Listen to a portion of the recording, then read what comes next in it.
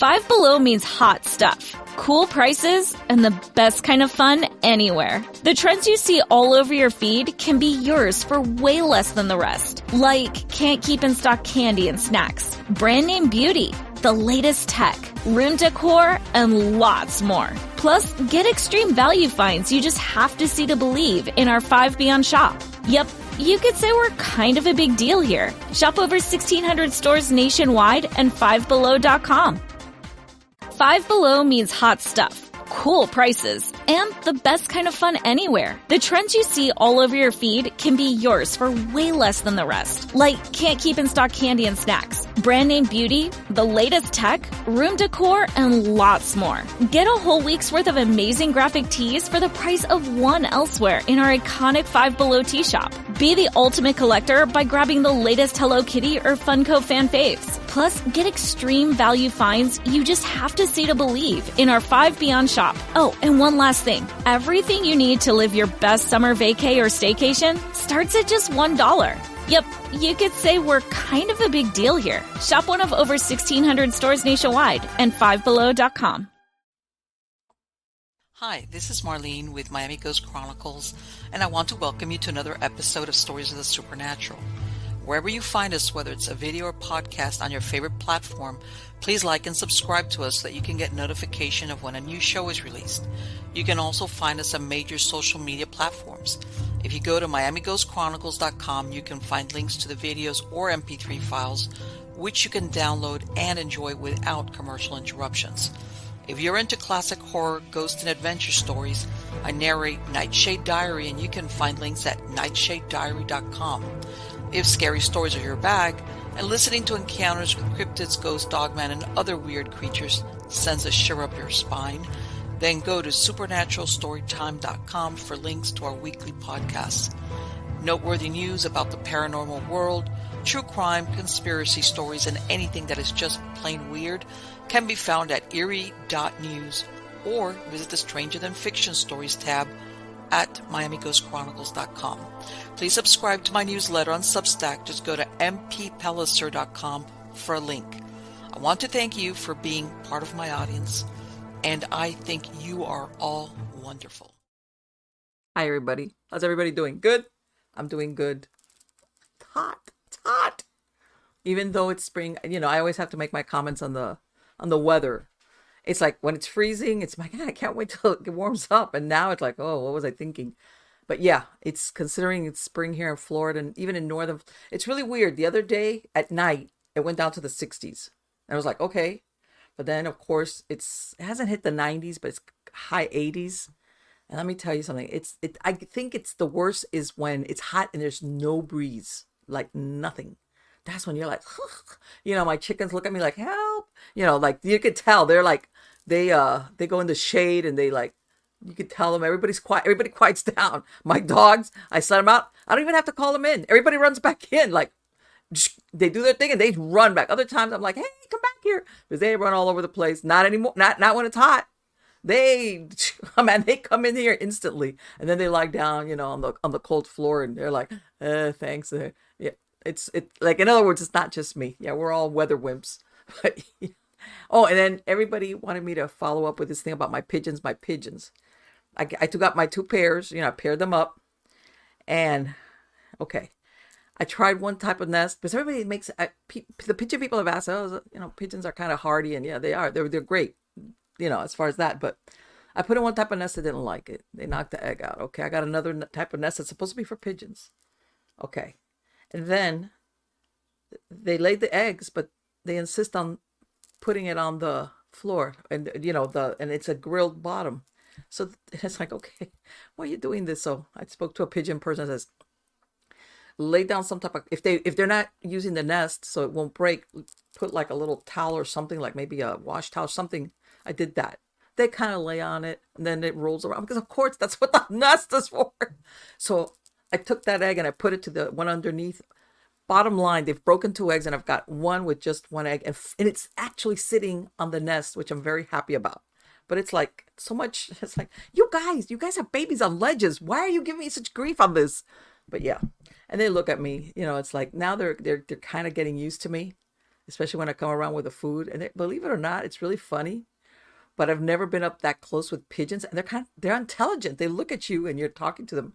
Of course, I've given them names, absolutely, So they're all looking at me, and they already know, like, they're looking at me when I'm working with the other birds, and I'm coming, like, she's coming with the food and the water, yay, that stuff. And but that's my whole pigeon odyssey thing. But let's see if soon I will have a baby pigeon to show off. I'll bring in pictures of that, because it's like, man, I'm telling. As a matter of fact, no, I'll do it for my next show. My pigeon pictures, me and the pigeons and me, and like, what's the thing? Who's the master and who's in the apprentice? And I'm definitely not the master. But anyway, let's get on to the good part. And the good part is who is a guest tonight at Stories of the Supernatural. And I have to laugh because I'm going to talk about her in just a minute, but we were having a moment here where we were thinking paranormal sabotage. The audio wasn't working. We're like, oh God, So it's going to be a very interesting show. But anyway, her name is Maya Zahira. She's a visionary teacher, mystic, and spiritual mentor whose mission is to educate and empower truth seekers with the most powerful and effective methods for energetic self-care, spiritual empowerment, and psychic protection. She lives near Tucson, Arizona, where she works with students all over the world via online and in-person courses and events. Help me welcome her. How are you doing today, Zaya? Maya, I'm sorry. That's okay. Hi, Marlene. From one fellow weather wimp to another. Yeah. I was kind of laughing about you earlier today because I've watched a lot of your videos. Thank you. And I've heard about your weather stories and everything. And I have to wear a sweater and a blanket over my legs when it's 70 because I'm freezing. And I live in Arizona, so it's very hot today, but it's dry. But I'm very glad for air conditioning. But my air conditioning is always at like 78, 79 because otherwise I'm freezing.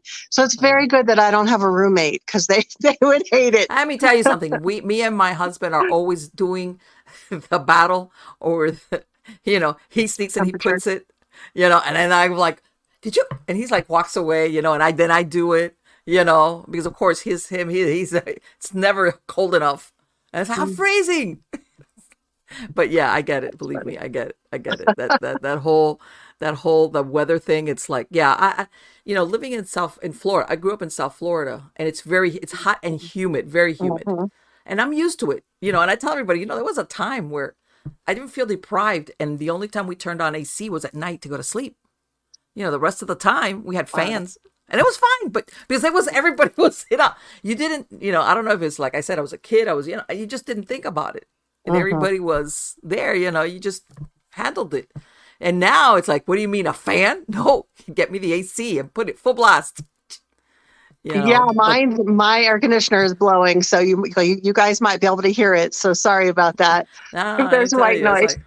No, I'm telling you. But I think that of the two, the one that I cannot I'm really not tolerant is really cold weather.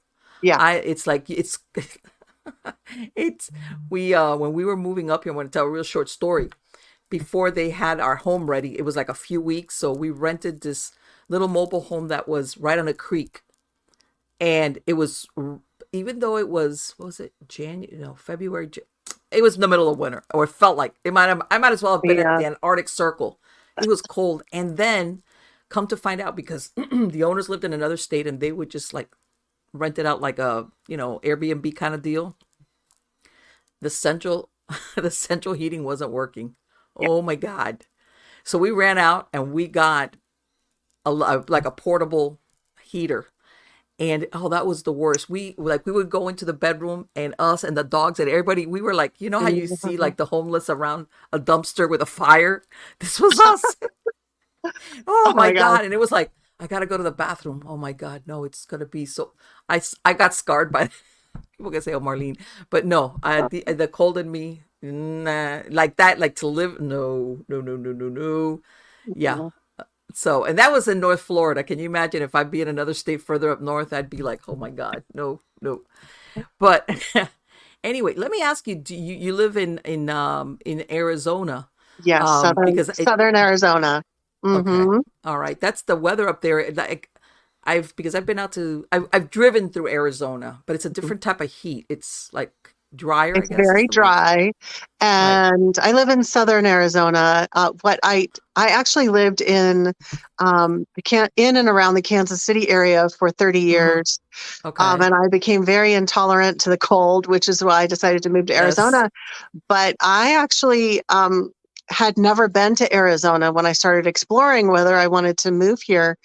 And so I took a couple trips out here and I found out, I learned, because I had never been here before, I learned that there are mountainous areas and then there are lower areas. So this time of year when it's hot, you can just drive up the mountain and it's really cool. There's Right. a mountain about 2 hours away. So there's also further north, there's a lot of mountainous regions. Um, but down south where I'm at, it's pretty hot and dry and deserty. Okay. I like that. Hmm. Yeah, It it's always, nice. No no, it's like, humidity. right. Now, we were talking about something because I know that you mentioned something earlier, and False, like I told you, I had read false it on light. your false Yeah. lights. I read it on your website, and I think that's So fascinating. Let's get into that. What is that let's do it. exactly? Okay. Yeah, I definitely think we should talk about false light entities because this is something that there's not enough information out there about this topic yet, and it's something that I have had several encounters with. So I'll just, for the benefit of everybody out there who hasn't heard that term, I'm going to give a definition, and then maybe we can go into story time because I have some really Okay. creepy stories. Perfect. So, how I define a false light entity, I use it as basically a big umbrella term for any type of dark, malevolent, negative spiritual being, entity that is pretending to be a benevolent, positive entity. So, for example, there might be a negative entity that is pretending to be somebody's spirit guide. There might be a negative entity that is pretending to be an ascended master. Mm. There might be a negative entity pretending to be an angel, or somebody's loved one, posing as somebody's loved one. I've noticed in all my different encounters, there are different types of negative entities that tend toward this shape shifting type of thing, this trickster type of thing. The first type of entity that tends toward the imposter kind of thing is a demon. So demons like to trick people and shapeshift into other things, try to pretend to be whatever, fill in the blank. Yes. Yes. And then there are discarnate human souls, so Mm-hmm. human spirits, ghosts. Not all ghosts are able to shapeshift because I'm sure with all of your studies, Marlene, Well, some ghosts are very new to being in the spirit, so they don't really know and how I'm glad you to. mentioned it because Mhm. exactly what you said. Some people somehow they can't conceive of that a spirit or whatever it is, human or Yeah, non-human, would be yeah, manipulative enough to pretend to be something else. yeah, yeah, Like what you just said. Oh, I'm your guide. Oh, okay. And it's like, don't you yeah. want to? The people are very I don't know, because if it's spiritual, they automatically think it's a positive thing. Well, the thing is, when a human being dies, they're going to be pretty similar to the personality of who they were when they were alive. Yes. So if they were kind of a tricky human being, or maybe they were a sociopath and they liked to mess with people, then they're probably going to want to do that sort of thing on the other side just because it's fun and it gives them Yes. delight to just mess with people. Yes. So there are some souls that have figured out how to do the shape-shifting thing, and they are having fun at the expense of some people who are using the Ouija board and think that they're contacting their grandma. Yeah. So that's another example of a false light entity. And then another type of being that I've noticed is very adept at shapeshifting is called a jinn. I don't know if you've had Okay. any encounters with Yes. them. I have not, but I've heard that Oh, they're very trickster like. They're very good at imitating and basically. Caesar's Rewards at Harrah's Auction Casino in Maricopa is your sure bet for getting the best local perks. Plus, with Caesar's Rewards, you can play locally at Harrah's and redeem your reward credits for hotel stays and more at over 50 Caesar's destinations in your favorite cities across the country, like Vegas, Lake Tahoe, New Orleans, and beyond. Sign up, play, and earn rewards at Harrah's Auction. Must be 21 or older to gamble. Know when to stop before you start. Gambling problem? Call 1-800-522-4700 or 1-800-NEXT-STEP. Visit harrahsauction.com for details. They can, from what I understand, and you tell me if this is what you've heard, they can imitate, but not totally. They're always off a little bit. Okay. Yeah, Like they I would say that that's true. Although out of the 3 types of entities that I've just listed, the jinn are the trickiest and the most intelligent and the most adept at shape-shifting. They, for example, jinn, and this is not just from research, but I've had several, unfortunately, I've had several encounters with jinn, and I've had encounters in which one jinn could actually shapeshift to make itself appear as though it was an entire council of angels. Wow. Yes. Wow. Yeah. So jinn are actually, so I agree. I both agree and disagree with what you said because they're very skilled. They can pretend, I've seen them pretend to be a group of aliens wanting to channel messages. I've seen them pretend to be a whole pantheon of gods and goddesses standing around. They were multiple beings. But yet you are absolutely right. Every time I've had an encounter with them, there is always something that feels or looks, if you're clairvoyant, a little bit off. And that's your key. So to notice those subtleties, there's always something a little bit off, which we can get into some of the indicators and signs maybe later on. There's a lot of people. I'm sure you've heard of Abraham Hicks, that she was, people that have, supposedly they channel from these ascended masters, right? Let's say, for example, Abraham Hicks has been around for a long time. Yes. And I remember listening to one time she was describing how she basically was the first time she started channeling this. And I was like, I read some of the material and it was like, there's nothing negative. But I remember when I'm listening to her, I'm thinking, oh, okay, but how did you know what this source was? Right. It was like, God, there's no, unless she left parts out, maybe there was. Yeah. But it was like, okay, you're very trusting in assuming that what you're channeling is coming from a positive source. So. Yes. It's so interesting that you brought up Abraham Hicks, because I totally want to go down this rabbit hole for a minute, if that's okay with you. Okay. Yeah. So I actually was just talking about Abraham Hicks last week in one of my groups. Okay. And first, I will just preface it by saying my overall stance is that I want to be supportive to everyone that I consider a colleague. And so I'm never out there trying to disparage anybody's work. But I do have some strong opinions about some of the channeled material out there. And this is an example. Okay, so Abraham Hicks is an example.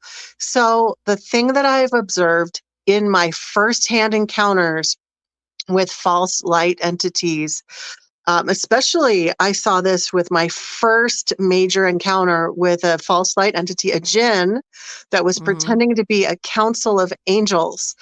And that thing tried to kill me. I can get into that story in a little bit.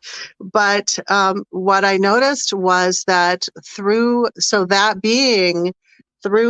person, the spiritual teacher, was putting forth all of these messages that sound very lovely and inspiring.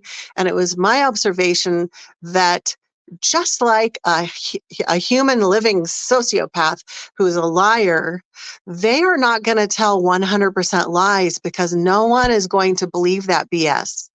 Right. A skilled liar is going to tell 80% truth and lovely, lovely sounding truth, very inspiring, and Yes. 20% lies, or maybe 90%, 10%. But there will intentionally be some misinformation that's interwoven in. Now, the other thing that we need to ask is, why would a false light entity want to even be channeling messages to big groups of people? And as a clairvoyant myself for my whole life, uh, a- and then after having my very first encounter, very jarring, life altering encounter with a jinn, that actually opened up my ability to be able to see false light entities very clearly and to be able to see what they're doing. And what I saw was that as they're channeling messages through, like, here's the spiritual teacher has all their followers. The jinn, and this is going to sound creepy, but the jinn or the other type of false light entity is actually here at the head of the line, and they're working through this spiritual teacher and connecting to all these people. The idea is to feed off of that big network of Yes. of living humans. So it's a feeding ground. So I do understand that Abraham Hicks is really popular right now. I actually have some personal problems with some of their teachings. I do find that some of the things that they teach encourage victim blaming and illness shaming. Like, if you have an illness, you obviously caused it because you weren't vibrating correctly. And people who've never gone through a major life trauma or a serious illness, it's very easy for them to believe all of the Abraham Hicks stuff and say, well, that sounds true to me. It sounds very inspiring. But people who are, really struggling in the depths of despair, where they've just lost a loved one, or they're going through a major illness, and people are spouting off, quoting Abraham Hicks, it's very harmful. So from my perspective, I can see how, although these teachings seem very inspiring, they're actually very deceiving and very harmful to a lot of people. And what I think is that the teachings have taught all of the followers to forget how to have empathy for other people's suffering. Because if they're caught in this belief of, well, you don't need to suffer, you actually, if you just raise your vibration and have positive thoughts, then this problem will magically go away. So then that person isn't available to hold space and just be with their friend or their loved one. The problem develops when people, and I know this sounds really trite, you know how you hear about the stages of grief? Yeah. You have to go through the stages of, the problem is when people get stuck, and that's my son, who can, because he's got an emergency bypass. Can I call you later? Yeah, there you go. Because even though I have my phone on silent for my kids, and of course his timing is impeccable, but anyway, no, as far as the God, what I was talking about, the thing about the stages of grief. That the problem is when people get stuck in one, like the grief, let's say. Yeah, you don't want to get stuck. 2-3 years later, you're still like, Of course. But you got to let people, it's the same thing with anger. It's okay to be angry. If something happens and you got to be angry. Normal human emotions. Yeah, you got, it's like, work it out. That's what you got it for. But it's just as bad. I'm going to say when you repress it, like what you were saying. Well, Abraham Hicks says that I shouldn't be feeling like this, so I'm just gonna like repress this whatever feeling it is and pretend it's not there, which is not a good idea. And everybody's different, by the way. We all have different emotional makeups. Some people, introverts, extroverts, some people will witness something or experience something and they're shocked and they can handle it. You get that same exact scenario with another person and they're like, oh my God. Everybody's different. So that one size fit all, that's not really good as far as human beings are concerned.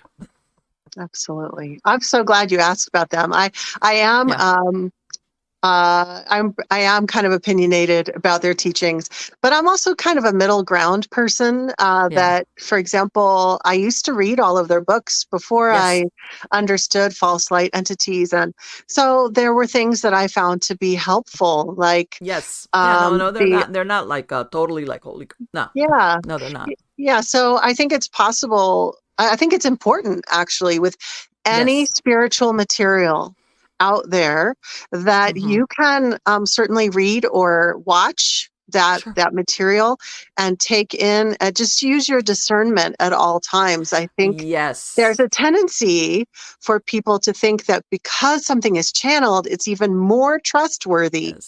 And I would say that the opposite is true, that if it's channeled material, you don't know who those, like, it could be, like, would you walk along the street and just trust something that some random dude tells you? Let me tell you something. It's the same thing. This one time, and I know there's people going to be out there, Marlene, what are you doing? About Reiki. I can't remember now. I can't remember who told me. This was a while back. Who was it that told me, you even have to be careful, let's say, with Reiki, people doing Reiki on you, because basically they're the filter. If this person is not, despite their appearance, how's that? They're basically filtering energy through themselves, and you might not be getting what you think you're getting from their Reiki session. So everybody thinks because it's Reiki, it's Reiki, it's all good, and it's like not really. Depends who's doing it. Yeah, that's very true. I'm so glad you brought that up too. I did a video about a year ago called "The Dark Side of Reiki," because I had so many students who were coming to me who were telling me stories of going and having the Reiki 1 attunement that makes you a channel for Reiki, where then the Reiki master actually hooked in energy cords to them and siphoned life force energy. And here's the thing. This is another example of, you don't have to throw everything out. We're not saying that all Reiki is bad. And we're not saying that all spiritual content or every single thing that Abraham Hicks says is terrible. Right. But with Reiki, like you said, it's so true that you have to keep in mind who is channeling that Reiki. And when there are practitioners who are knowingly or unknowingly, because sometimes people are not very aware of what they're doing with their energy, even if they're a Reiki master, and they're knowingly or unknowingly siphoning energy from their clients or doing other sorts of nonsense. Then it ends up harming, whether it's the student or the client, a client session or an attunement. And then I've had to help people undo some of the damage from that. I'm actually writing my 3rd book right now. I should be done in a couple of months, and it is all about abusive, dysfunctional, and toxic spiritual teachers. And there's a psychic section, vampire kind of stuff. Well, there's 3 categories. There's the first type of dysfunctional spiritual teacher would be like the person who has like basically a personality disorder, who's very abusive to their students, and there's no proper boundaries. So it's more like interpersonal dysfunctions. The second category would be the sexual predator who's working in the spiritual field. And the third category would be the dark healer. This is someone, let's say, like a Reiki practitioner or some other type of practitioner who puts up their shingle as an energy worker or a shaman, but they put themselves forth as this positive love and light practitioner. But meanwhile, their intention is to actually hook into students and clients and to cause harm, to feed off of their energy. So it's an energy vampire type of thing. And believe me, about how many years ago was it? 7 years ago, Caesar's Rewards at Harrah's Auction Casino in Maricopa is your sure bet for getting the best local perks. Plus, with Caesar's Rewards, you can play locally at Harrah's and redeem your reward credits for hotel stays and more at over 50 Caesar's destinations in your favorite cities across the country, like Vegas, Lake Tahoe, New Orleans, and beyond. Sign up, play, and earn rewards at Harrah's Auction. Must be 21 or older to gamble. Know when to stop before you start. Gambling problem? Call 1-800-522-4700 or 1-800-NEXT-STEP. Visit harrahsauction.com for details. This is where projects come to life. Our showrooms are designed to inspire with the latest products from top brands, curated in an inviting, hands-on environment, and a team of industry experts to support your project. We'll be there to make sure everything goes as planned, from product selection to delivery coordination. At Ferguson Bath, Kitchen, and Lighting Gallery, your project is our priority. See the latest designs from your favorite brands, including signature hardware, at your local Ferguson showroom. I started getting all these clients who were having encounters with dark healers, dark shamans. And I was so shocked. I never would have imagined how common it is. It's extremely common. And just think of it this way.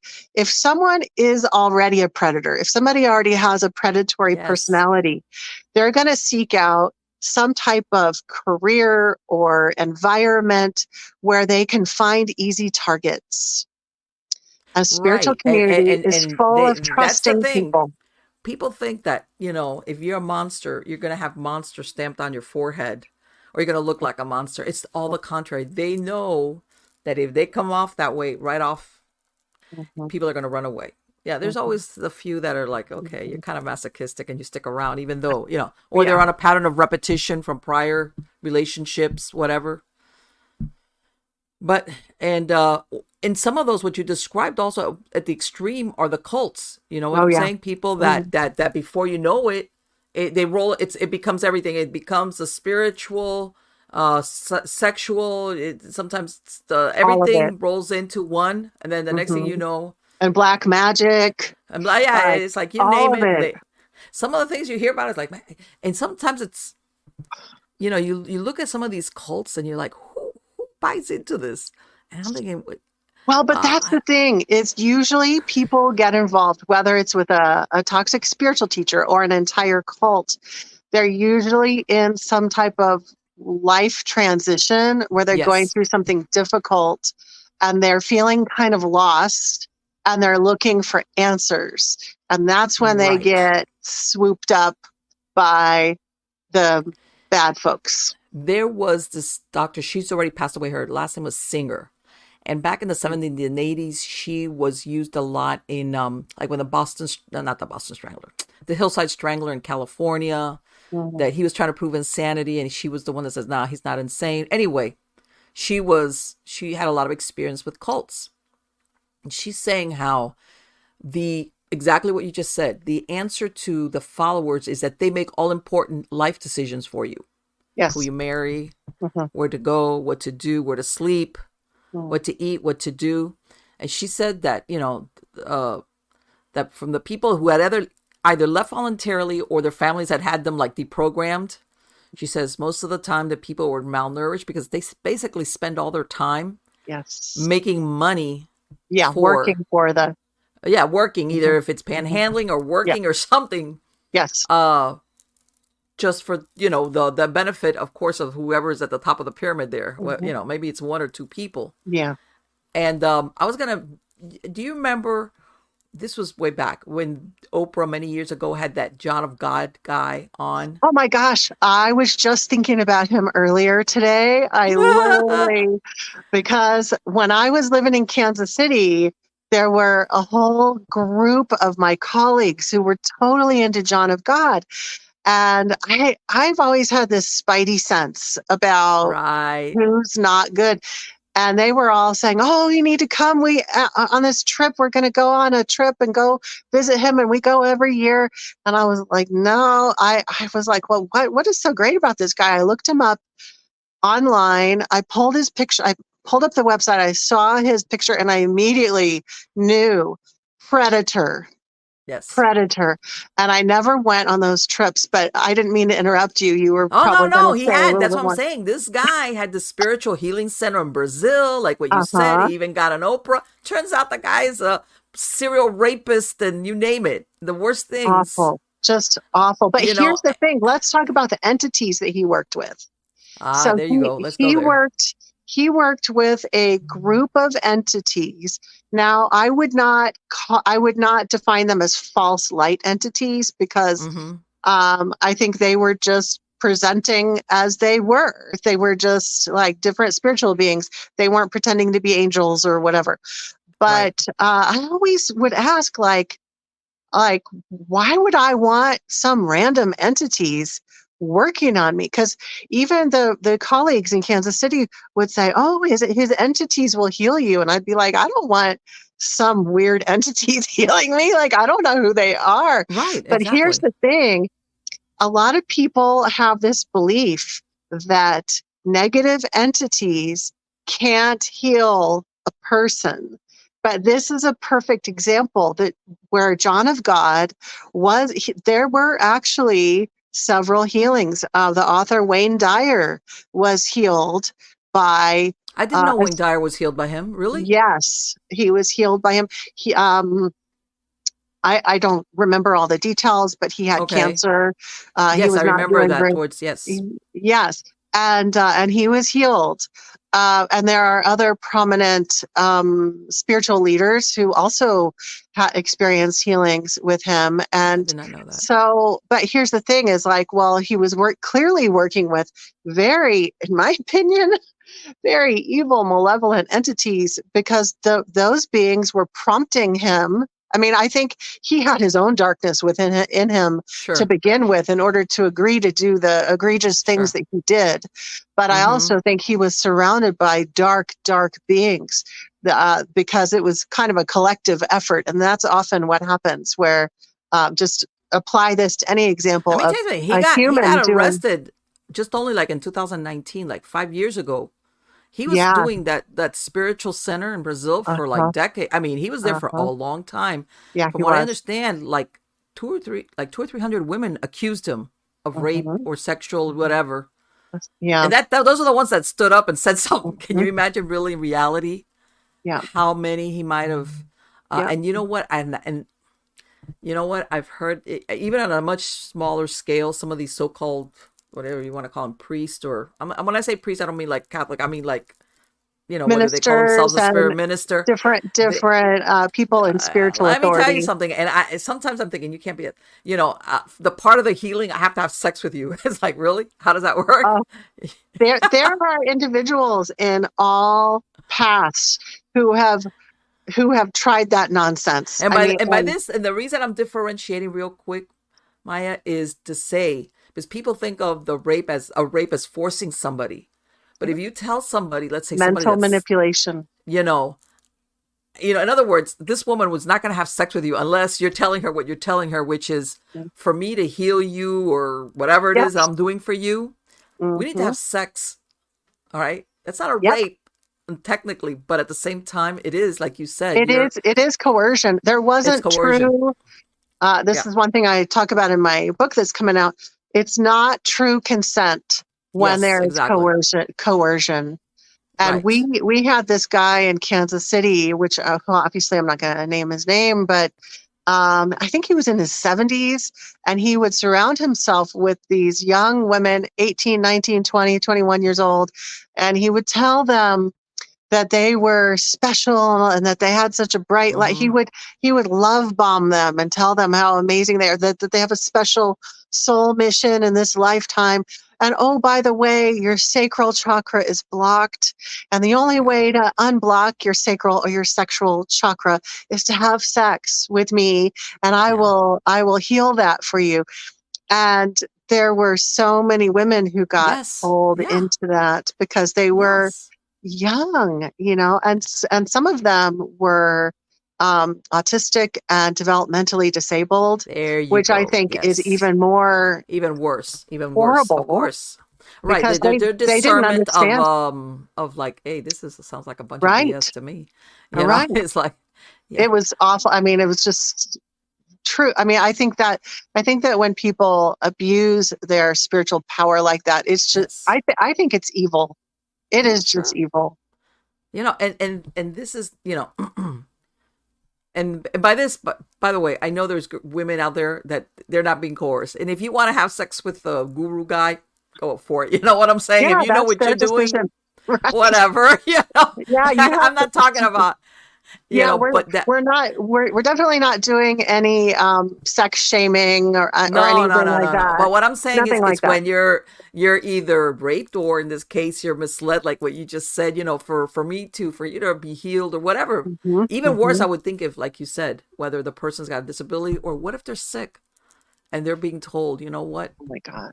I sense either they're really sick, or they're being told, you know, there's something here and we're gonna get rid of it, but my Hmm. penis is the one that's gonna do the work. You know, The it's like, magic yeah. wand. Oh my Yeah, God. exactly. But yeah, Yeah. and I know we laugh at it, but anyway, No. the Well, getting yeah, back to these sometimes. things Yeah. about these, because a lot of, and then when you said that, I think that's really important, that you can have a dark spirit that can actually do something beneficial, okay, Mhm. as But an it's not. enticement. It seems that it's doing something beneficial, but then the agreement. This is what I've seen clairvoyantly. The agreement is that then that person is still permanently hooked to that entity, and that entity gets to feed off of them. Right, like a quid pro quo, like, Yes, but they might not know that they're right. getting that quid pro quo kind of Exactly. deal. They don't know. Yes, but I agree that Mm, a lot of times people equate bad entities, human or non-human. mhm. We think of the Hollywood version, you know, you start talking in tongues, or furniture flies around. And Mhm. sometimes it's not like that. It's like exactly what you explained, the psychopath, the sociopath, where Yep. they're on their best behavior and they want to get you on their side. And then this guy does things for you, makes you feel better. Who knows, you know? Mhm. And you're like thinking, oh my God, this is great. I feel wonderful. Like, especially if you being told you're a wonderful person, you're you know, let's face it, nobody likes That's rejection. Everybody likes called admiration. that's called grooming Of course. in sexual abuse. It's Yes. called grooming, where the targeted individual, the victim, is told how wonderful they are. Maybe they're even given gifts, treated Yes. very special. You're the special one. And you But know the what? whole idea is to warm them up and butter them up, so that little by little, more and more boundaries can be crossed. And But you that's how the know abuse what's occurs. really funny is that they also know how to pick and choose. They see, Oh, yeah. they notice, they develop a sixth sense of when, let's say, they meet people, let's say at a conference, or people come to hear them. They already know, oh, that one, no, that one's giving me a hard stare, like I'm not going to be able to come. But this one, this was hurting for attention, you know, or this person Absolutely. maybe's been rejected. Yeah, they already choose who are the ones, and they develop right away this sense of who I can pull this off on. And unfortunately, you know, like what you were saying, friends, that they're thinking, oh, this guy's a spiritual teacher, he would never do anything bad, you know, or manipulative.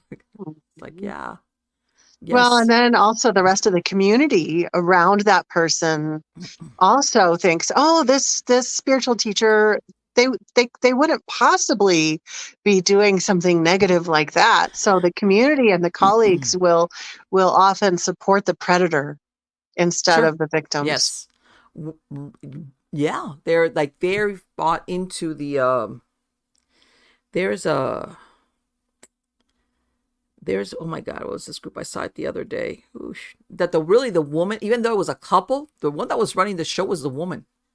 That's Yeah. another thing people don't realize. That's not Mhm. always. I've seen It's not just men. you know, there's Mhm. it's already a few years old, back in the 60s and 70s, when the Process Church came out into, you know, from the UK into United States into the Southwest area. There was a couple, and originally they were a couple and they established it, but in, you know, like about 4 or 5 years after they had, you know, gone, because they basically established themselves in major cities, she kicked them to the curb. And in other words, she was the one who was, and I guess I'm saying this as a cautionary tale, don't always think that it's a man Right. Five Below means hot stuff, cool prices, and the best kind of fun anywhere. The trends you see all over your feed can be yours for way less than the rest. Like, can't keep in stock candy and snacks, brand name beauty, the latest tech, room decor, and lots more. Get a whole week's worth of amazing graphic tees for the price of one elsewhere in our iconic Five Below tea shop. Be the ultimate collector by grabbing the latest Hello Kitty or Funko fan faves. Plus, get extreme value finds you just have to see to believe in our 5 Beyond shop. Oh, and one last thing. Everything you need to live your best summer vacay or staycation starts at just $1. Yep, you could say we're kind of a big deal here. Shop one of over 1,600 stores nationwide and fivebelow.com. Five Below means hot stuff, cool prices. Get the trends in your feed for way less. Candy, beauty, tech, room decor, and more. Plus extreme value finds in our 5 Beyond shop. Yep, you could say we're kind of a big deal. Shop in stores and fivebelow.com. Who can be predatory in these type of scenarios where it's either you're talking a spirituality or anything like that. You can get a woman that can be sometimes worse. I hate to say it. When it comes to being the head of a let's cult or whatever it is, whatever the case might be, where they are the enforcers for the head guy also. And that's true. And also specifically regarding sexual predators in the spiritual world, there are individuals of all genders that are predatory. So it's not just men. Yes. And in my book, I share a few stories of some women who were spiritual leaders. Yes. Doing all sorts of stuff. Well, no, that's the thing. And I think sometimes women think that another woman would not do it. It's like, yeah, this has nothing to do with whether you're a man or a woman. This has to do with personality, with who you are. If this person was a man, I mean, it's not like being a woman doesn't, exclude you from coming under suspicion. If all of a sudden this person is same thing, covering for, making you do things or being I've seen scenarios where after a while, and you hear from people that have left cults where maybe the figurehead or the throne is a man, but really the one that's running it behind the scenes is the woman, and she's the enforcer. And a lot of people think, oh, it's a woman. It's like women can, and I'm not going to use that word, but it rhymes with witch. It's like, well, any human being can choose to misuse their spiritual power, their spiritual abilities, and their leadership. Let me ask you, because I think when you getting back to what you were talking about, the jinns. Yes. Some people have heard of them, but they're not really familiar with them. Yeah. How did that happen? Did you go somewhere and you pick one up? How yeah, did that happen? I want to tell this story. Let's do the story. Okay. So, prior to 2016, I had been working for about 25 years as a feel-good spiritual teacher. I was doing like relaxing Reiki sessions and, empowerment retreats and all these wonderful things. I actually had never even heard of jinn. I didn't even know what it was. I knew what demons were, but I had never heard of jinn until I accidentally had an encounter with one. And again, this was back in 2016. And I went to a colleague for a consultation. I wanted to get a second opinion on some things that I was noticing spiritually, but I had no idea what would happen when I went to this person, because she seemed very sweet and very genuine and trustworthy, and she said that she worked with a council of angels. And so what happened was, after I went to a one-on-one session, and then I also went to one of her group, quote, healing sessions, where all of us were gathered together in a room, and she brought forth the angels, air quotes, and the angels did healings on us. After that, after the group session thing, I went home, and the next day was when all hell broke loose. As soon as I woke up in the morning, there were entities all over my room. And here's the thing, I mentioned before that I've been clairvoyant and all the clairs my whole life. But I wouldn't just wake up and there were 25 entities in my room. Like that was very abnormal. So I'm like very shocked. All of a sudden there's like all these entities first thing in the morning. And I'm like, what is happening? And then I was seeing, so I was seeing all sorts of beings. I was seeing fairies and elementals. And then in the days that came after everybody showed up? I was seeing, it was like the room was full. It was so weird. And by the way, I have never been diagnosed with schizophrenia or anything like that. My mental health state is very good. But someone hearing this story, not knowing me, would be like, this person was experiencing psychosis, because all of a sudden you're seeing all these things that aren't there. Well, then I was seeing demons in my house. And then... So there were other things besides clairvoyant situations. There were lights flashing. Excuse me, lights flashing. I also did a video for my students where I was teaching them some concepts, and I watched the playback of the video when I was done, just to make sure it was all okay. And I literally saw over my shoulder there was this energy that started off really small and got bigger and bigger and bigger. The entity that I didn't know was a jinn yet. I hadn't figured out what was happening. It actually accumulated over my shoulder. It was on the camera. It was this like pulsating plasma energy on camera. Wildlife was acting really weird. The birds in my yard were like coming and almost attacking me and squawking. I was having periods of missing time where all of a sudden several hours had gone by, and I would be like, and the weather, like after the missing time, all of a sudden the weather was completely opposite of how it had been before. I was having all these like weird, like time bending kinds of things. All of that is very common with jinn, but I didn't know that. I didn't even know what a jinn was. Did you realize right away that it was because of that visit to that woman? No. Or did it take you a while to like, oh, wait a minute? It took me, I was under attack for 6 weeks. Okay. I started, this was beyond anything I had ever heard of before. I knew, I was very familiar that like, if you're being attacked by a spirit, I knew, okay, lights flashing, there's some paranormal stuff going on. But this level of like, it was all this layers of chaos and weirdness. It was beyond what I had ever encountered before. And I was reaching out to some of my colleagues and asking them, for help. And I was getting a lot of responses that were very Abraham Hicks responses. Well, you created your own reality, so there must be some darkness within you. AKA, we don't know what the is up with you. It's like, instead of saying that, it's like, yeah, all right. Exactly.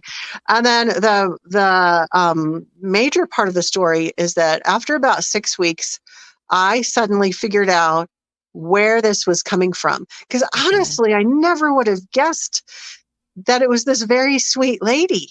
Was it intentional or unintentional on her part? Well, I will get to that in a minute. I'll end with that part. But I had just been doing some yoga. I was stretching on the floor because I was so anxious. I was like seeing all these entities, all this stuff is going on. I'm trying to calm myself. So I got on the floor. I stretched for like 30 minutes. I stood up, and I had bought one of her books at this group thing, and it was just sitting there on the counter. And because I was so relaxed from doing the stretching, I suddenly saw the book with all new eyes. And I saw, like, on the book cover, it was angel wings and all these clouds. And all of a sudden, I saw that there were like 50 different demon faces in the my God. clouds on the cover of the book. And then all of a sudden I went, oh my God, this thing is coming from her. But I had to call up a friend and talk to my friend for like 2 hours and recount everything. And I kept saying, but I can't believe it's from her because she's so nice and I don't want to Right. believe this about her. And then later that day, I texted one of her students because I was concerned about her. I thought, oh my gosh, this poor girl has been under attack and she's probably going through what I'm going through and she doesn't understand it. And she was much younger than me. So I sent her a text and I didn't tell her exactly who. I just said, please be careful of any mentors that you're working with right now. We should talk soon about this in person. And so I basically gave her a warning, and that text message, I think, was what caused me to be horribly attacked that night. For sure. Of at course. a level that was way beyond all of the rest of the attack, because it was the middle of the night. I was sound asleep, and something jerked my body and woke me up. And I am 1000% sure I was totally awake, because I remember my eyelids like flying open, like wide-eyed. And I'm laying on my back and I see this plasma-like energy entity hovering above me. And even though it was a formless energy, it actually, on either side of its energy, it kind of reached forward. It didn't really look like arms, but the energy reached forward and into my shoulders. It reached into my body and yanked, and it tried to pull my soul out of my body.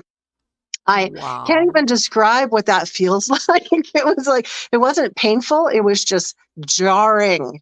Yes. So jarring. And I had, when I was younger, some demonic encounters. So I wasn't easily scared by things, but this scared the crap out of me, to the point where I actually immediately covered my face. I turned onto my side and curled up into a ball, and I was hyperventilating, and I was too afraid to even move. And I stayed that way until dawn, which was, I think, about 2 hours later. And then I picked up the phone, I called my friend, and I was crying so and like hyperventilating so much I couldn't even tell her what was going on, because when it was hovering above me, at first it was formless. And then it started to take on this like subtle, it started to kind of stretch out like it had wings, like it was an angel, sort of. And so I called my friend and I was like, I am so confused. Was that an angel? What was it? And it was somebody else in my world at that time who pointed out, this is a jinn. This is classic jinn behavior, all of the chaos, like it's trying to F with your head. It's trying to, totally confuse you. Missing time, animals, wildlife, all of that. Classic jinn. So once I figured out what I was dealing with, then I did a couple of methods, which I'll just let people read my book to get into like all the step-by-step methods of what I did. My first book is Darkness Disguised as Light. But I did a few steps to get that entity out. I will give people a warning, though. Out of all the different kinds of entities that I've worked with over the years, jinn are definitely the trickiest, and they are, I will call them psychopaths. They don't respond to boundaries very well. Okay. If you get in their face and do like exorcism style yelling at them, they will lash back in a way that's very unpleasant, because I tried doing that when I had another encounter with a jinn in 2020 when I went to a New Age bookstore, and that thing followed me home, and I was very forceful in trying to make it leave. And long story short, my cat was dead within a couple of days. So these things are not, you don't just scream at them and tell them to leave and do, So let me ask you, do whole... you think this lady, did she? Yes. I'm glad you came back to that question. Yeah. At Fry's Pharmacy, care is what's most convenient for you. Care is being here when you need us. We're open evenings and weekends. Care is helping you save more. Most insurance plans and discount cards are accepted at your local Fry's Pharmacy. Care is saving you time by managing your prescriptions online. You can request refills, check order status, and more. Care is convenience that works for everyone. Fry's, a world of care is in store. Services and availability vary by location. Age and other restrictions may apply. For coverage, consult your health insurance company. Visit the pharmacy or our site for details. Experience a summer of luxury in Phoenix, where the Sonoran Desert inspires greatness in us all. Let our James Beard award-winning chefs treat you to Sonoran-style dishes you'll want to post about. Score a birdie on golf courses surrounded by majestic mountains. Or maybe just pamper yourself at one of our resort pools all day. It's your vacation. Be as radiant as you like. Just say the desert made me do it. Plan your getaway at visitphoenix.com. I'm trying to figure out if she was like totally blame this. I don't know. Well, I have some thoughts on this.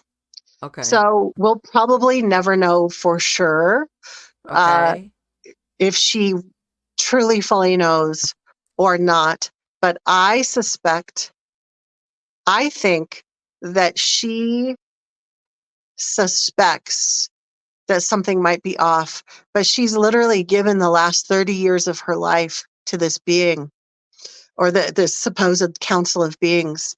And I think that if she were to realize what was really happening, that it was one malevolent jinn hooking into her whole network of students, I don't think that mental health wise that she could handle it. And I think that I'm not trying to make an excuse, but I think sometimes human beings often will go into denial because they don't want to believe. And I think that's probably 30 years that she's like, oh my God. Yeah, I really think she's been in service to this entity. It hasn't, and also I had a dream a couple of months after I cleared that attack. How did you do that? In 2016. When, like you said, obviously you realize this is not the, like it's not a one size fit all. How did you get this thing to unlatch from you? Yeah. So I do go into step by step detail in my book. All right. But I'll say this: I used I'll for the benefit of your audience, I'll give one really easy tip. That if anyone has any kind of malevolent entity, one of the easiest things that you can do, that might not get rid of an entity permanently, but it'll at least weaken it, and you can get your head above water and figure out what the heck else to do, is to burn frankincense resin. Okay. And that is, again, it's not a magic pill. It's not going to fix everything forever, but you don't have to have any special knowledge or skills. You can just burn it.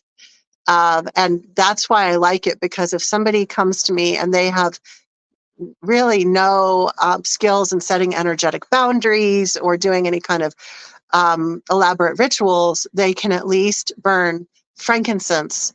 And most entities don't like it, and it will at least cause them to move out of the space for a period of time. But I was going to tell you, to think that this thing, did you send it back? I guess, and the reason is because I've heard sometimes of these entities leaving their original person and trying to latch on to like a new person.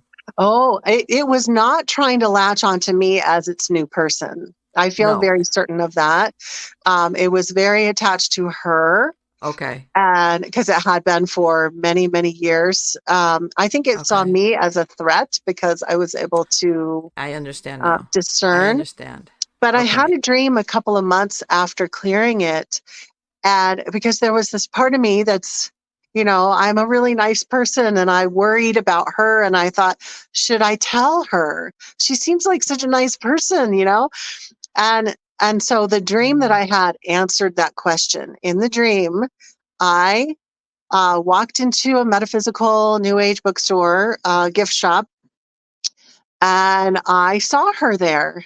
And she smiled, and she looked really nice, like she usually presents herself. And I thought, I should go ahead and tell her what's really going on. And so in the dream, I went ahead and I told her what was going on with this entity. And immediately her eyes turned black. And in the dream, I immediately knew that I was in major life-threatening danger. Okay. And when I woke up, I said, okay, I get it. I get the point. It is not safe to tell this person. I do have a lot of premonition type dreams, and I've learned to listen to those dreams. It's like, lady, you're on your own. And in case, because for all you know, maybe she was on, because see, and this is the thing. She's been doing this for 30 years. I'm sure she must have had feedback from other people that had kind of a similar experience with you. Well, here's a pattern that I was noticing with some of her people, is that they would go to her because she said that she specialized in helping people who were under attack. Oh, okay. So here's where it got really tricky: is people who would be under mild attack, let's say, or severe attack, would reach out to her for help. And then her entity would ramp up the attack. And then here's what happened with me before I realized that it was coming from her and her dude. I was reaching out to her and saying, help, I need help. Like everything just went crazy because I went to her because I wanted her opinion on a mild psychic attack that I was noticing. And all of a sudden it went like 0 to 60. It went 0 to 60 like overnight. And she's like, okay, I'll help you. I'll do a clearing session and da-da-da. And then sometimes she would totally go MIA and I would be desperate to get a hold of her. And it was all, I think it was all intentional. It's like to get you to need her or like, and it's not just her. I think this is a common tactic. This is a very common tactic. So to get you to need the practitioner, and meanwhile, it's the practitioner who is the agent of darkness. I'll think about it. It's like you need care, not a cure. In other words, if I get rid of your whatever is bothering you, well, that's it. You're going to say, thanks. That was wonderful. I'll come back and hopefully I'll never see you again because I will not have another psychic attack. You know? But if I can be having constant emergencies and continuing to reconnect with her, then the entity gets to continue to directly feed. Exactly. And you're right. You're absolutely Pretty right. creepy. And which leads me to believe, without knowing the particulars, that she was in on it. How's this? I think that what I think there's a common thing that happens when someone is working with a false light entity. I've heard a lot of people that I've helped over the years talk about this phenomenon, and it's when the false light entity's facade will slip for a split second. So let's say they're meditating and they're connecting with their being, whoever it is, ascended master so-and-so, or in her case, the angels.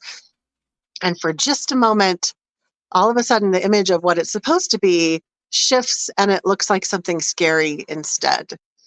And I just have this feeling like she has had a couple of glimpses or feelings, like instinctual feelings, or even seen glimpses of what this being actually is. But like I mentioned before, it's human nature that, oh no, I don't want to really believe that. That's unbelievable. And actually, if I hadn't gone through what I went through, I probably would have trouble believing it. Do you think, is there such a thing as, I don't know if you've heard of tulpa or thought forms? Thought form entities. Yeah. Right.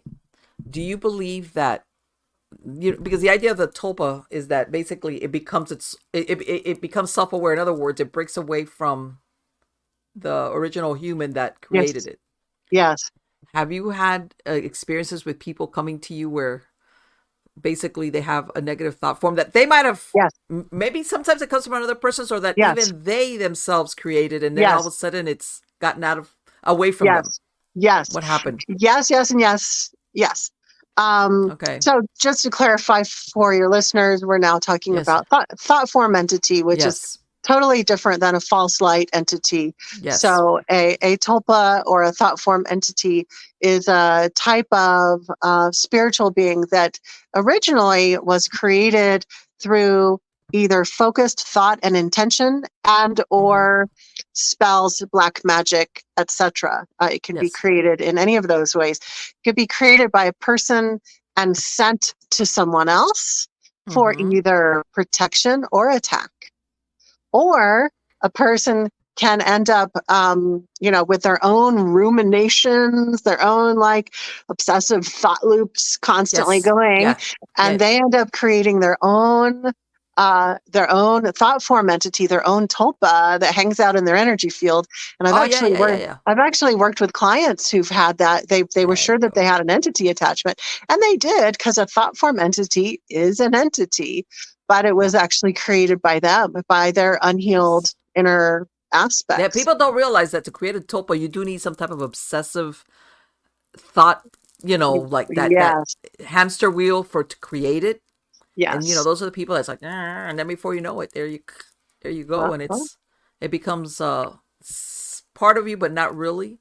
Yes. And then maybe it's what you're talking about. All of a sudden, they believe, hey, I'm being haunted or whatever. I'm being affected by something, and it's like, it's yours. It's yours. Yeah. Yeah. It's yours. It's actually your own stuff. And I've had to explain that to certain people before when they were convinced that they had a demon. And this is something that I've always been really good at, except for when I didn't know what a jinn was, but I've always had that ability to just discern spirits. And it's a very strong ability. So when someone comes to me, I'm able to see, this is a demon, or this looks like a demon, but I know 100% this is not actually a demon. This is a thought form entity that's making itself look like whatever, fill in the blank, a demon or a whatever. Right. Yes. So, and that because some people think that's not possible, but it is, especially if, like you said, somebody that really like ruminates on something. And a lot, that can happen when let me tell you something, this thing of these false light entities, I'm surprised that more people don't talk about this, Maya, because it's there. And so many people just like buy into it, hook, line, and sinker. I'm gonna deviate a little bit, with all these people that do the ghost hunting. Oh, it's a little kid. And I was like, yeah? No. You tell me it's a little kid, and I go, you know why? Because those are the freakiest. Well, no, let's face it. Most human beings, you tell them it's a child, especially a dead child, everybody's guard comes down. Oh, it's a kid. Oh, my God. What happened to you? All your things. And it's like, you know what? No. Because, and again, we circle back to that thing that people sometimes, for some reason, have a hard time believing that there's entities there that are manipulative enough to pretend to be something else than what they really are, including being a child. Because let's think logically here. The spiritual world is similar to humanity. There's the whole spectrum. There are people that are very, very good and altruistic. There are people who are a mixture of, maybe complicated, some good, some bad. One person could have some really bad shadow sides to them, but they're mostly good. And then there are people who are just true evil. And so this whole idea that I think in like the New Age world, especially, there's this idea that all entities are benevolent, are good and nice and can be trusted. And it's like, that is just not true. There are actually, I would say there's probably even, as far as the beings that are contacting humanity, there are probably more negative ones than positive, because the ones that are hanging out on the astral realm are just the lower vibration beings. This is like the wild west out there. Yes, it is. And where you hear that from? People that are experienced remote viewers, they'll tell you that you have to be really careful, because what you encounter out there, it's not like butterflies and daffodils. What you can come across if you don't know what you're doing can be quite negative. And a lot of people think that, it's like no man's land in more ways than one. But and I'm glad you mentioned that thing, because when the New Age movement came about, they, everything is spiritual, is all positive and, whatever, but there's a dark side to it. Not the New Age in and of itself, but what you can dabble in that can boomerang on you in a very bad way. Yeah, well, just like what we said before, we don't have to throw everything out, but there are definitely some problematic things in the New Age. And I wanted to also say, for several years after after my initial major encounter with that jinn in 2016, I was all about like, it's all like very infested in the New Age, blah, blah, blah, which is true. There's a ton of false light infested into all of the stuff that New Agers are working with. But what I've also come to find out, which I don't know, I almost find this part more disturbing because I was raised Catholic, I was raised Christian. I have had encounters with false light entities in Christian churches. Sure. And there was this one time when I was in a Christian church and I was just sitting there. I was on the end and listening to the person speaking in the front area. And all of a sudden something hits me really hard on the head. And it happened so suddenly that I was, and it hurt. And I said, ow, I covered my head with my hand. And I looked up and I saw it was like the jinn that had attacked me in my bed, except for it was huge. It was covering the entire congregation. And here's what blew my mind was that it was pretending to be God. And you must have been like, what? It blew my mind because I had this belief before that, like, yes, there's all this trickster stuff going on, but I never imagined that, like, quote, the real God would allow anything to pose as God. I guarantee and this thing was in the church. Had been deconsecrated somehow. Guaranteed, whether it was somebody that went into that church, or maybe even some of the, I don't know if you're talking a Catholic church. Well, that church was a Christian church. Okay. Whether it was one of the clergy or somebody, I guarantee for you to see that in a church, somebody deconsecrated that, whether it was through ceremonies or doing something after hours. In other words, although interesting. Otherwise you wouldn't. And this is, a lot of people don't realize that is why you will have a lot of these occult ceremonies. People don't, and I'm talking about dark magic. I'm not talking about like, they like will gravitate towards churches, even if it's older churches or, they're abandoned.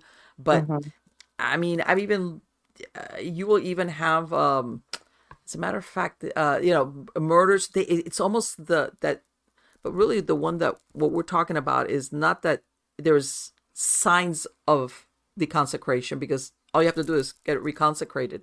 It's that they do that after hours when nobody's there. Right. All right. Course. Okay. And like I said, it's either somebody there, or sometimes, I hate to say it, it's the actual clergy. Right. All right. That, will get up on the pulpit and nobody knows that they might be leading a double life. This is me being a kind of a cynic, because there's a lot of clergy out there that are wonderful, that are great. But a lot of that position sometimes places them to have availability of people that are in need, that are going through some time extreme emotional, or something's going on with them. And they if you get like that psychopath, sociopath flavor to them, they take advantage, and nobody knows about it. Well, and it's just like what we were talking about with like predatory people in the spiritual communities. Yes. It's the same thing in organized religion. There are predators there that, they are drawn to work with people who are in a vulnerable position. Yes. And I'm going to say it. Catholic Church. I'm Catholic. I was Catholic. Went to 12 years I was Catholic raised school. Catholic. Yeah. So I mean, I tell everybody, when I was growing up, and I went through 12 years of Catholic school. So I got Catholic, and from Irish nuns of all things, you know. So I got it for 12 years, all the way up till I was like 17 years old when I graduated. And for me, it was a very positive experience, but I'm not going to take away when you hear all these cases that have come out about the sexual abuse of children from these priests, that you ask, okay, how did they get away with it for so many years? Because nobody wanted to speak out against them. You know what I'm saying? Nobody wanted to. I mean, I've even heard of police departments that were told, hey, be quiet. And, you know, that's when they would get the priest and transfer them to another parish. But again, this happened, I want to say outside of the Catholic Church, even in other types of denominations, where people, you know, the minister or anybody took advantage of their position. And sometimes nobody ever found out about it or went on for years. But bottom line, getting back to what you were saying, when this takes place in some place of worship, basically that's why it allows for things like that to manifest, that you must have been like, what? You know, what's this doing here? And that's only one. I know we don't have time for every story. That's only one story of an encounter in a Christian church.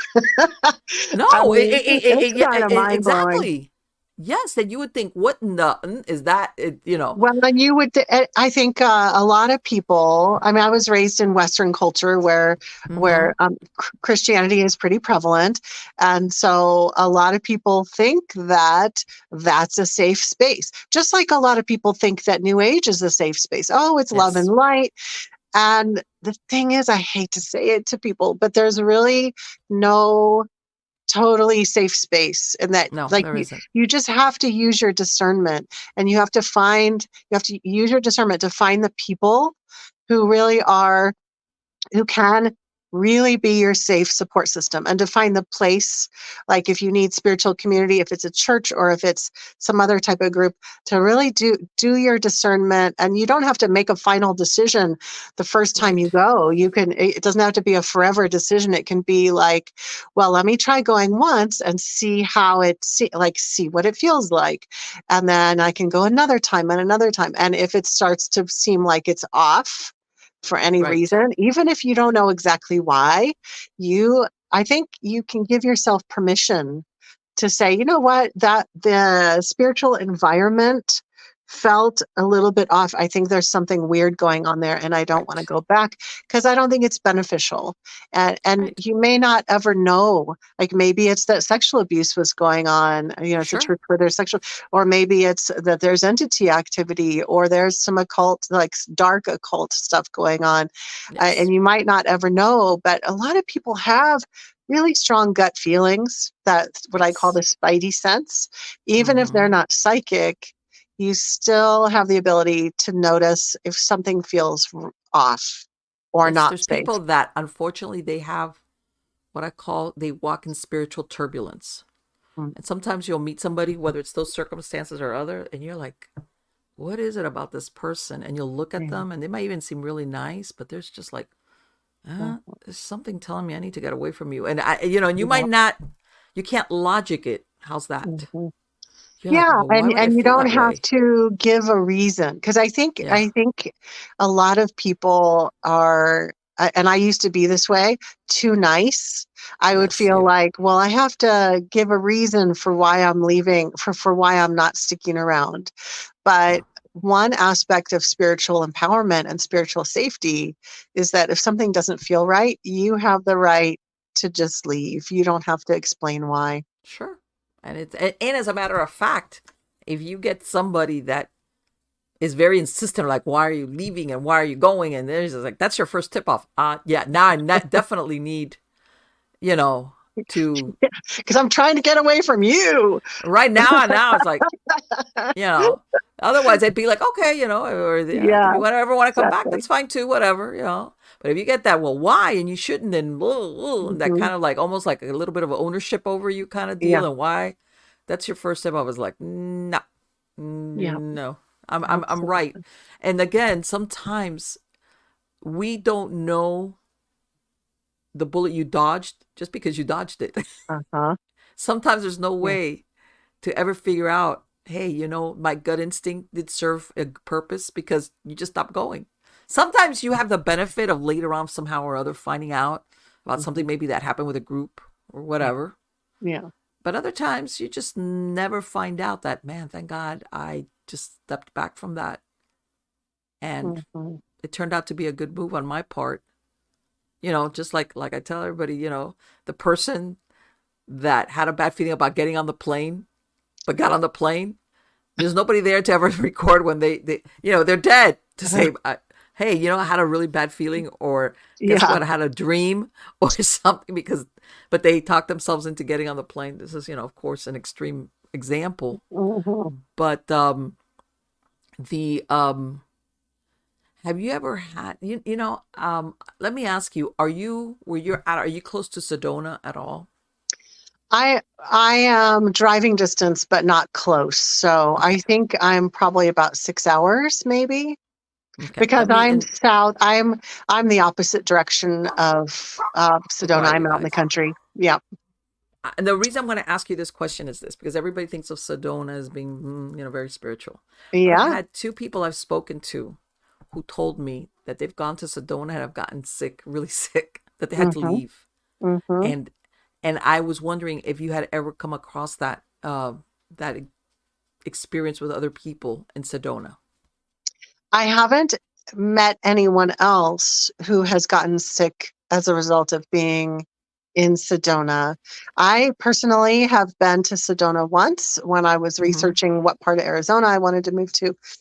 And I will speak on this. I am very sensitive, so that if I was going to get sick, I would have, but I personally didn't enjoy the vortex energy that everybody raves about. I found it, and I have heard a lot of people say this. People who are very sensitive have I've talked to many people who've said the same thing that I experienced, which is that the vortex energy didn't feel good. It felt kind of disorienting. It definitely did not feel calming or uplifting. It felt kind of wonky. Well, this was a man that even told me he got physically sick, like as in vomiting. I hear you. Like, it wasn't like, oh, I feel bad. No, it was like physically badly sick. Yes. And he says that once he left the area, it was like, it stopped. At Fry's Pharmacy, care is what's most convenient for you. Care is being here when you need us. We're open evenings and weekends. Care is helping you save more. Most insurance plans and discount cards are accepted at your local Fry's Pharmacy. Care is saving you time by managing your prescriptions online. You can request refills, check order status, and more. Care is convenience that works for everyone. Fry's, a world of care is in store.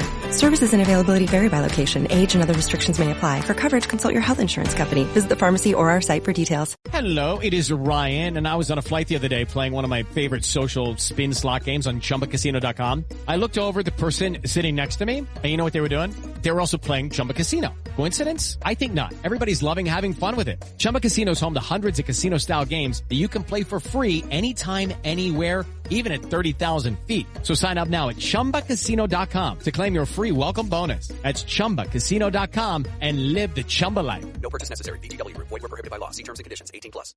Yeah. Yeah. And I knew that's like physically ill. And so I personally haven't had that experience. The only thing that I've heard of is people not enjoying the vortex energy, where it made them feel a little bit woozy and weird. Whereas there are a lot of New Agers who are like, they just rave about the energy in Sedona. And I'm not trying to put down Sedona. No, I'm not. But you know what? Those 2 times I was like, they're telling me no. It's so beautiful there. And I actually, even though I've lived in Arizona for almost 5 years now, I still haven't for sure figured out where my exact place is. So the other day I thought, well, maybe I should move to Sedona. And that lasted about a split second. And I was like, nope, because of the energy there I don't think the energy is good for someone who is super sensitive. And the reason why I asked that, besides that, is like what you were saying, that there could be people there. There's going to be the people that have a good energy, and then you have the ones that are pretending to have good energy, but not really. I think And there's a then lot of that, actually. yeah, right. That's, And then that's when my people feeling. go there, they're like, "Oh my god," like, that it's so much that it's physically affecting them. Yeah. And because I guess that comes back to what you were talking about, that there's a lot of people pretending one thing, whether it's little, consciously or unconsciously, to be positive, that positive light, and it's not. What's with them is not that. But we're going to go back because people, let's say, go to Sedona thinking everything is all butterflies and positive energy. Yeah. Because it's Sedona, and you have to be really careful sometimes when you go to these places that are like totally. Here in Florida, we have a spiritualist town called Casadega. Mm. It's been around since like the early 1900s. People moved from New Jersey down here, and it's a really little small town, and a lot of spiritualist mediums live and work there. You could like get an appointment. I've been there a bunch of times. You'll go in some areas and you're fine, and there's some other areas that's like, oh my God, I need to get out of here. And I think part of that is that, because I think that, how can I say it? There's I don't know how to say this. There's a downside, I think, with so much spiritual that you draw. Well, the energies are amplified, like in Sedona and the area where you're talking about. It's like you turn up the volume, the energies are amplified. So you've got like benevolent beings, but you have all of this false light and negative beings and all this energy coming through. And it's actually more intense. So all these issues that we've been talking about are actually stronger and more intense in areas like that, in my observation. Yes. Even though I haven't been to that particular city. No, but yeah, it's like when you go there, it's very cool. And, they have this little old hotel, which they didn't have a TV in the room. And I had to laugh because it's one of those things you overlook till you get to the room and it's like, hey, where's the TV? Oh, no. Then you read the thing. There is no TV. It's said on purpose, by the way. It's not that and it was like, oh, okay. It's really funny but anyway, it makes you get certain feelings and you're like, well, you know what, maybe it's my imagination. But then you drive around because it's a really small little town. I mean, and it's like, man, over here I'm good, but if I go over there to that little park that they got, it's like, holy crap. I want to leave like right away, like that kind of thing. So I think sometimes people, whether intentionally or unintentionally, because of what they do for a living, how's that? Yes. Sometimes you draw in certain things where maybe whatever is there is trying to, I don't know, maybe even hook up to somebody that's maybe got their aura is thinged out. And that's my son again. And that's probably our sign. Because I know. Probably have to wrap it up soon. Yeah. I know. That's okay. But anyway, that's usually, he knows it, but he doesn't know it. It's like he's an adult. But when kids, I gotta talk to you like right now. Why can't you talk to me? You're supposed to be. And why didn't you call me back? Exactly. It's like, oh, Mom, funny. You've got a life. What? You're doing something? That kind of deal. Yeah. But anyway, go ahead. Oh, so you were talking about the feeling that when you go over to this certain area, you feel a little bit weird. Sometimes that can be an indication that an entity has stepped into your energy field, even if you don't necessarily see the entity, that there's actually two really common symptoms of when an entity is in your field or even trying to plug into you. And the first one is that you feel a little bit weird and woozy or disoriented or a little bit ungrounded or dizzy or even nauseous. Yes.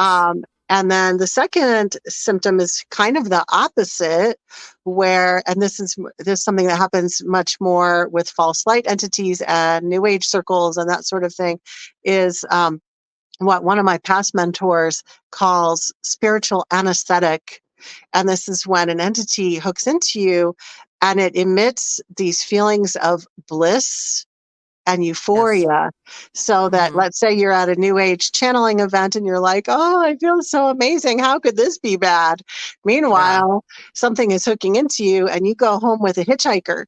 But the story that you were telling about feeling weird when you go over to this certain area reminded me of those two opposite types of symptoms that can happen when you're picking up the fact that there's an entity nearby at the very You know least. what? It's one time I'm gonna say a real short story. This was a while back. I was at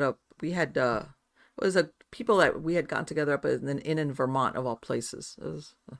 And I remember we were doing this thing, and we're sitting around in the living room and everybody, and they were talking and everything, and they had it was one of those things that is basically the dusk had settled, so it was kind of darker in the room. Yes. And I remember I was sitting in a sofa, and it was like 3 or 4 of us on the sofa, and all of a sudden I swear I looked at the girl next to me. I had never met her before then, and I looked at her, and I said, you know what? I can't jump.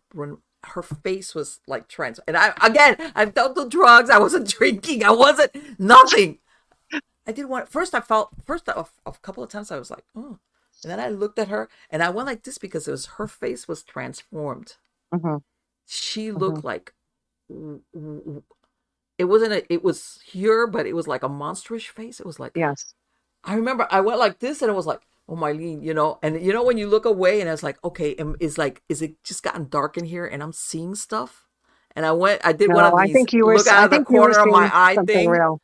Mm-hmm. And I turned to my one friend who was there, and I told her, hey, don't you feel like having a cigarette? Because she was a smoker. And she picked up on it right away. She looked at me. She goes, because she knew I would never have told her, hey, do you need a cigarette? She looked at me. She goes, yeah, okay.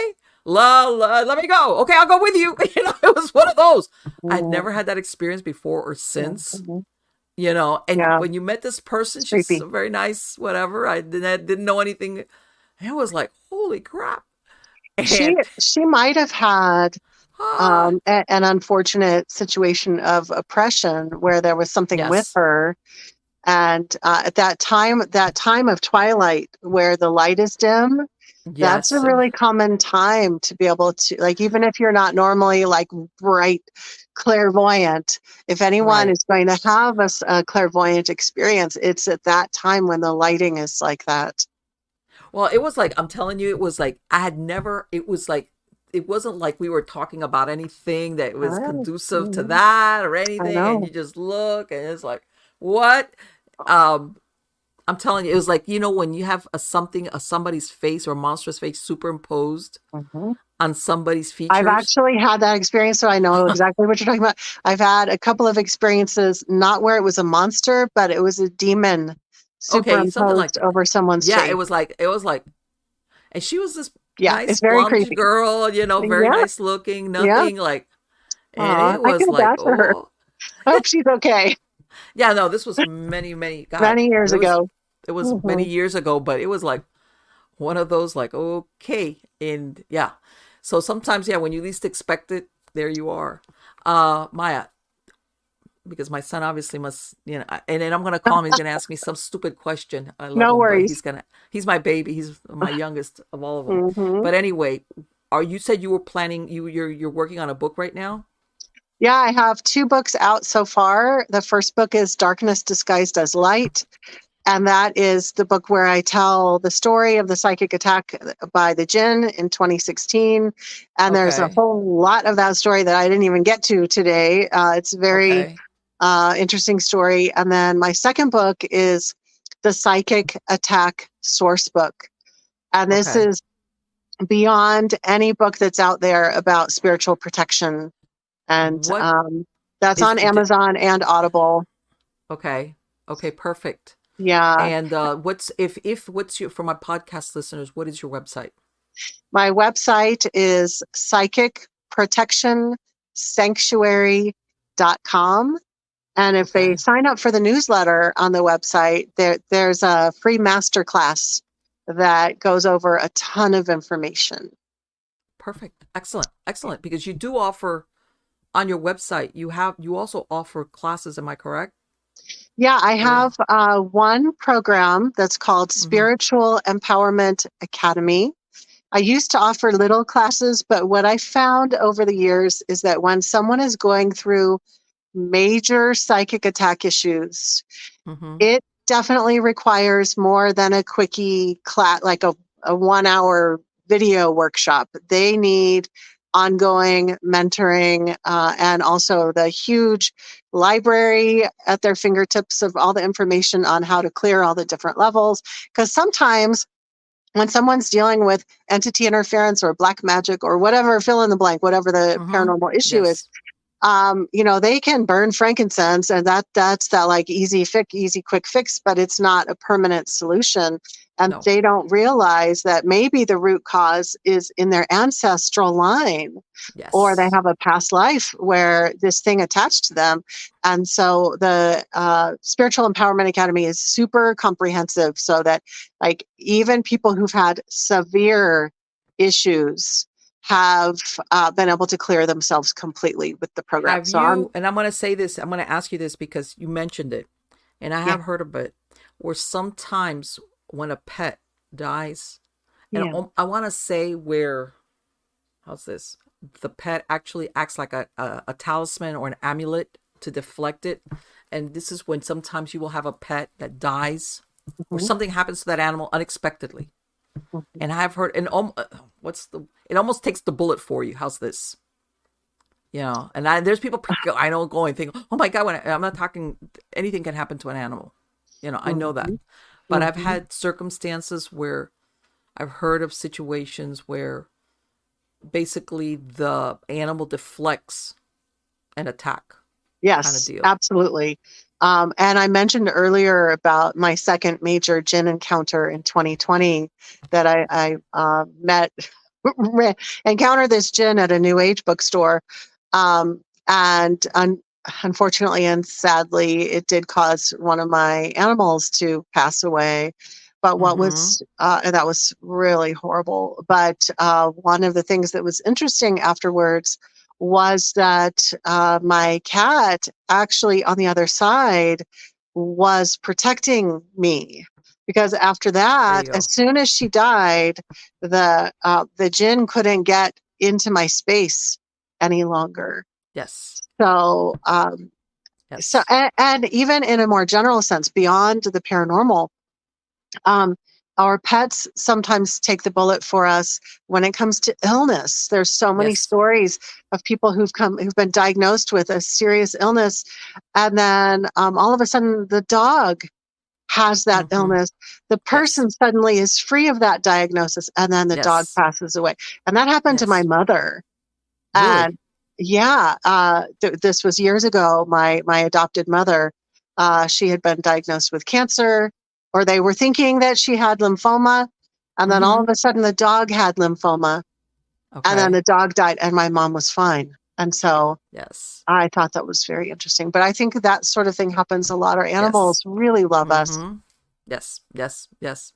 Again, it has been absolutely wonderful. You got to come back. We got to keep talking about this. We could talk for days and days. Believe me, this is an area that's never covered, and people need to hear about this. Believe me.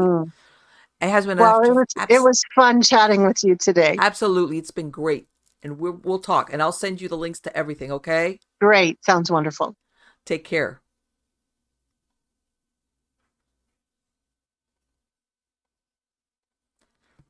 I gotta wrap this up real quick because my son, I can't wait to. I'll call him. I already told. And see, what's really funny is I text him back, and he says, "Has notifications silence." Yeah, here we go. I can't wait. I'm gonna contact him in a few minutes, and I'm gonna wait to hear what he's gonna tell me. And it better be like, I gotta talk to you, because again, even if he's an adult, I'm supposed to be like, "What do you mean you're not available to talk to me for something really?" Even if I'm telling him I'll call you later, it's got that automatic text reply. But anyway, I think it was, let me tell you something, I kid you not, what she was talking about is so underreported in the psychic, ghost hunting, new age umbrella. She's absolutely right. This is so important. And the reason why I say this is because a lot of people, exactly what she said, people don't want to think that any of this has a dark side to it. That pretends not to be the dark side. All right. Will manipulate to draw you in for a host of reasons. All right. Whether the person really is a little psychopath in disguise as a good person, or like she was talking about this lady who genuinely doesn't, maybe is purposely not wanting to see or recognize maybe hints that she's maybe had along the way of that she's got something with her that's dark. And that could be manipulating her, because maybe it's feeding off all these people that come to this one person. And see, she gives off the vibe like what Maya was saying of being a very nice person and very helpful. And this entity saying, well, you know what? As long as I let you keep that veneer or that energy, you're going to draw in more people for me to, attach to. So I can't get hot and heavy on the dark thing, because otherwise even the people that don't get it will just be like, oh, there's something about you, lady. So yeah. And I absolutely agree with her that in some cases, you just get attacked because, you might recognize me for what I am.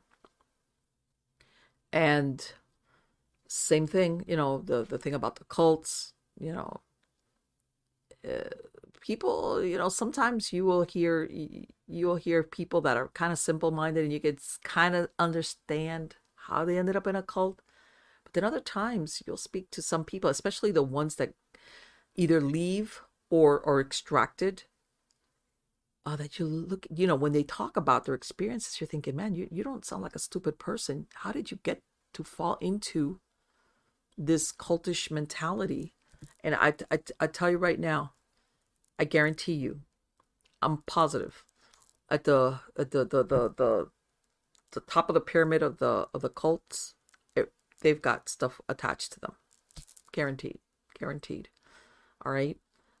100%. They've got more one entities working with them, using them, possessing them, obsessing them. And this is how basically they become glib of tongue and are able to say the right thing to the right person the right way and to draw in, followers and keep them. It's not just drawing them in. All right. It's keeping them. And then you hear about these people that belong to cults for years, and they work for them for free. You hear it all the time where there's basically the sexual angle to, if you belong, you all of a sudden you're you become you can be visited by one of the whoever they're sexually. I mean, you hear people enduring things or putting up with things or doing things that you're like, there was nothing in you that kind of like rebelled at some point, and again, you thinking, how do they get away with that? And it's a lot of time what is, I mean, who was it the other day I was watching? There's this, God, this happened, I want to say, I can't remember now. It was out of California. Anyway, it was in California. And this guy, to look at this man who was, and then ended up, eventually he got arrested and he's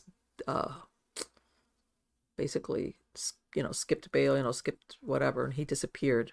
Like, what else is new? When you looked at this guy, he was nothing to look at. Personality-wise, nothing. And he had this cult thing going on. So again, and that's the part that you could say, well, okay, part of it could be somebody that maybe he feels abandoned, doesn't have any family, doesn't have friends. Maybe they're going to take him in and they're going to give him a purpose. But this guy is like, how? That's because of what walks with them. What is the power behind the throne? All right. And it's almost the knowing of what to say to each person, like exactly what Maya was describing, that clicks in their brain, in their mind, the right thing. Like, I know that your weakness or your deficiency or that wound that you have in your psyche is whatever, fill in the blank. And I know exactly what to say to smooth over that hurt or that wound or the vacuum that you might have. Emotional, spiritual. And maybe that what you just said to that person, you know, you go over here and you have that one-on-one, and yeah, you might have, you know, what they'll say overall to everybody. But then when they pull you aside, like our special time, I'm going to tell you the right thing, that it's like, oh, you know, and then of course you stick around and you get caught up in it, and then you do. And then, and then of course, you know, then you'll have other cult members that even at some point down the road, especially if they've been around there for a while and they witness certain things, that then they get scared because they realize, if I ever try to leave, if at some point they kind of like come up for air, and they realize, if I try to leave, these people are gonna come after me. And how's this? Not that the group will say, oh, I'm gonna, you know, you can't leave. That in other words, they've witnessed them going after other people that have tried to leave. All right. Which, by the way, there's people that's all they do. As a matter of fact, I've interviewed people. I have a friend of mine who does that, which is extractions out of cults. All right. Extraction out of cults. And, you know, everybody thinks also, by the way, that the cult thing was just a thing of the 70s. Like you heard about this guy Jones who took his people to Guyana. And there was, by the way, there was other cults out there at that time. One of them ended up going to jail, but by the government there. But, you know, everybody thinks that kind of cultish thinking, well, or the most recent one, the people, the ones with a comet that all committed suicide. Oh my God, their name escapes me now. But anyway, everybody thinks that, believe it or not, cults, they just learn how to disguise themselves better. All right. As far as their appearance, but the same thing that, in other words, there is no you. What's that? There is no I in team or some crap like that. All right. They really mean it. Like if you ever try to exhibit any type of individuality, yeah, it's like, oh, what's wrong with you? We got to fix that. And if you don't get fixed, then we might have to do something about it. That's me. That's the writer in me thinking. Then those are the people that, you know, I don't want either they kick you out sometimes. And sometimes people, because you have to understand that when these people go into these cults, sometimes, most of the time, they are, if, you know, because unfortunately some people, they don't have ties with their family of origin. But even if they did, once you become part of the cult, they're like, we're your family now. And they basically lose touch with their family of origin. So sometimes their families have no idea who they're with, where they're at. My point being that if you ever at some point down the roads realize, man, you wake up, how's that? Or something happens and you can't get pulled back in, and they realize, hey, before you blab on us, or God forbid, get any of the other members to realize that this is a cult, we might need to get rid of you. Okay. And you might think, well, that's kind of difficult to do if nobody knows who you are really and where you're at, or that because you've lost touch with people that actually could say, hey, I haven't heard from this person because the last thing you were in that cult and they, you know, you cut everybody outside of that cult away. Who's going to say or put in a missing persons report? Nobody. And by the way, that is part of the cult mentality. You know, you're very insulated. You don't tell anybody even your real name. Nobody knows anything about you. And they could say, oh, we sent Charlie or Mary over to this other compound or somewhere on a retreat, and you know, for all you know, you were fed to the hogs. That's me being a writer, but that's not too far from the truth. Anyway, please, I'm going to have a link to Maya's website on the credits of the show. Visit her. Let me tell you, I guarantee you, if you're ever going to do any type of paranormal work, or you go into places where there's spiritual turbulence, this is a good book to read. This is a good books to read. I'm telling you, it is. All right. Guaranteed, because what she's talking about exists very much, and people's refusal to believe, whether you're a ghost hunter or anything like that, refusal to think that something like that can actually happen. Big mistake. Big mistake. She's got it. All right, guys, I hope you like this show. Let me go call my son and find out what's the emergency. All right. Thank you so much for being part of my audience. You're all wonderful, and I will see you next week. Till then, take care. Hello, it is Ryan, and we could all use an extra bright spot in our day, couldn't we? Just to make up for things like sitting in traffic, doing the dishes, counting your steps, all the mundane stuff. That is why I'm such a big fan of Chumba Casino. Chumba Casino has all your favorite social casino-style games that you can play for free anytime, anywhere with daily bonuses. That should brighten your day a little. Actually, a lot. So sign up now at ChumbaCasino.com. That's ChumbaCasino.com. No purchase necessary. VGW Group. Void where prohibited by law. See terms and conditions. 18+. Mr. World here, playing a little beach volleyball, diving in the sand, digging some shots, trying to look cool. I'm also digging these sunglasses from Eyeglass World. They're super stylish and super affordable. So not only do I look cool, but I feel cool. Even with all this sand in my shorts. Find designer sunglasses for hundreds less at Eyeglass World, the world's best way to buy glasses. Visit eyeglassworld.com to browse styles and for store locations.